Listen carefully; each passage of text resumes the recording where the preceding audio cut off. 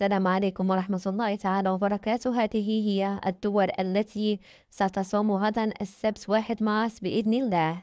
أعلنت عدة دول عربية وغربية أن غدا السبت 1 مارس 2025 هو أول أيام شهر رمضان المبارك في العالم العربي. شملت هذه الدول المملكة العربية السعودية والإمارات العربية المتحدة وقطر وسلطنة عمان والبحرين والكويت والأردن وفلسطين واليمن وسوريا.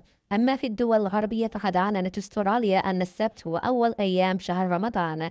يرجى ملاحظة بعد أن الدول الأخرى مثل ماليزيا واليابان أعلنت أن الحد 2 مارس هو أول يوم في رمضان. إذا رمضان مبارك على الأمة الإسلامية قاطبة. وبالنسبة للمغرب ستقوم وزارة الأوقاف والشؤون الإسلامية بمراقبة هلال شهر رمضان مساء اليوم الجمعة، وسيتم الإعلان الرسمي عن بداية الشهر المبارك بعد تحري الهلال. رمضان كريم، ونسأل الله لنا ولكم المغفرة والعتق من النيران، والسلام عليكم ورحمة الله وبركاته.